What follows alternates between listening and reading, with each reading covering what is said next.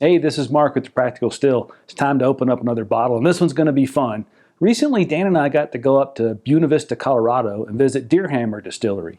Lenny Eckstein and his wife Amy opened that distillery back in 2010, 2011, and they're producing some great whiskey. Lenny invited us up to kind of educate us. He heard our podcast about young whiskeys, and he thought he could help, and he certainly did. He certainly taught us some things about whiskey. He also led us into the warehouse with big straws, drinking right out of barrels, which is exactly as fun as it sounds. It was awesome. We tasted through a whole bunch of whiskey, not just out of the barrel, but the standard offerings too, and that's what we have today. So this is the Deerhammer American Single Malt Whiskey. That was the first thing they got into. It's kind of what inspired Lenny. He liked scotches, single malt whiskeys from Scotch, and he's just done a wonderful job with this whiskey. The question, though, is, because I had not had it before we were in the warehouse, does sitting in a rack house, sipping whiskey right from the barrel, sipping the standard offering in that environment with the smells of the malt, does that influence or color my decision? I don't know. I went in that thing thinking I'm going to be the honest guy. I'm going to tell him if I don't like it. And frankly, I loved all of it. It was really from the corn whiskey. They have a smoked corn whiskey that's delicious. They do an apple brandy. They do a bourbon. We got to taste some mid-path. We're going to change the way we look at some of our 4-grain bourbon. We got to taste some of that stuff, kind of mid-experiment. It was all really good. But the single malt shined. It really shined. So we tasted some of this. This is batch number 62. So this is our most recent batch of single malt. I'm going to open it up and see. Did I have a little rack house pixie dust on me that made it all taste so good, or was it just that good? I will show you this too. We also got to pick our own single barrel. So this is the very first, I guess maybe Dan's was first. He bottled Dan's first. The very first Practical Still single barrel. This one, barrel proof, unfiltered, straight out of the barrel. Oh, it's good. Let's see if the standard offering holds up. Let's see how influenced I was by the experience.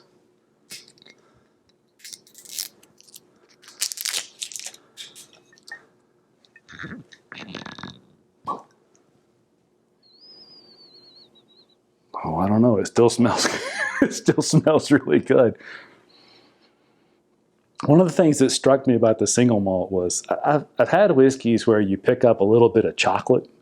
Typically, it's a dark chocolate or a cocoa.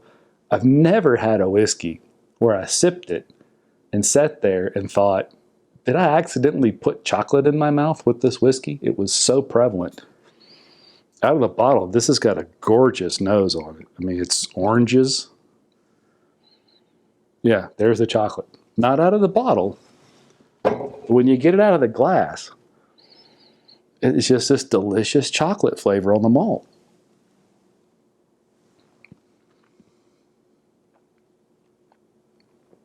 Yeah.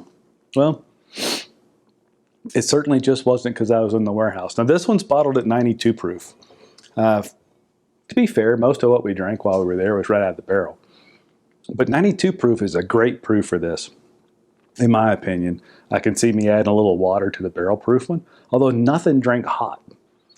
But this is impressive. For American single malt, if you hadn't gotten into that scene, it's a big thing. I mean, there's a lot of great companies doing some cool American single malts. Deerhammer is certainly one of them.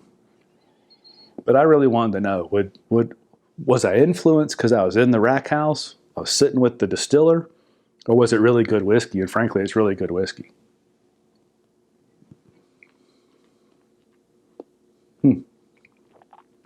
Yeah. You know, it's funny. A lot of the few, I haven't had a lot. The American single malts, sometimes there's a hint of Scotland, but it's really a different process because of the new barrels, because of a lot of things. They don't typically directly resemble a Scotch. And what I told Lenny when we were sitting there, I think still holds true. This is a bold whiskey. It's a big flavor. But then after it sits for a minute, there's a little Speyside Scotch that kind of happens in there. So there's a familial resemblance because of the malted barley. Now, they do some fun stuff. One of the things we laughed about was there's a process they use called crystal malt. Not crystal meth, crystal malt. But it's not a toasting, but it's a heating of the malt that crystallizes some of it. So it's really more of a caramelizing kind of thing. And that comes through in this. I think that's probably where the chocolate comes from, although there is some toasted malt in there too. But it is amazing. When you sit and sip it, there is truly a chocolate flavor that comes through it, along with some citrus, along with the maltiness that you expect in a single malt. But it's good. If Deerhammer is available in your area, give it a shot. I think it's well worth the time. It's actually really fun for Dan and I to find a small distillery, a small craft distillery, doing things that we can wholeheartedly recommend you try. And this is certainly one of them. I think the bottles are in the $50, $60 range at retail. Worth every penny of it to support a craft distiller. Independent of that, it's really good whiskey, and I think you ought to give it a shot. I'm going to sit here and drink it. I don't know when I'm going to open this guy, the first Practical Still single barrel, but it won't be long. I just can't wait that long. I really enjoyed it. I hope you give it a shot. Check out Deerhammer when you can. Let me know what you think. Are there any other small distillers doing American single malt whiskeys that you like? Is that a category you really care about? I mean, there's a whole bunch of them in it. Leave me a comment. Let me know what you're drinking. Tell me if you've had Deerhammer and if you like it as much as I do. Cheers. Yeah, I did forget some stuff, but I was excited. We just got back from the distillery. So you know how much, if you've been watching any of these videos or listening to the podcast, how much filtration matters to me. I love non-chill filtered. They don't chill filter anything there, so that's great. They also go in the barrel at a crazy low proof, 105.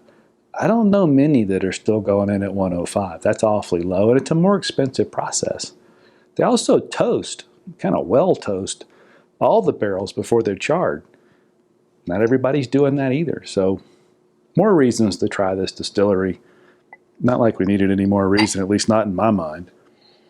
The whiskey's good. But they're doing extra things that matter. As Lenny himself put it, they're not a very efficient distillery, and we get to benefit from that. Give it a shot. Cheers.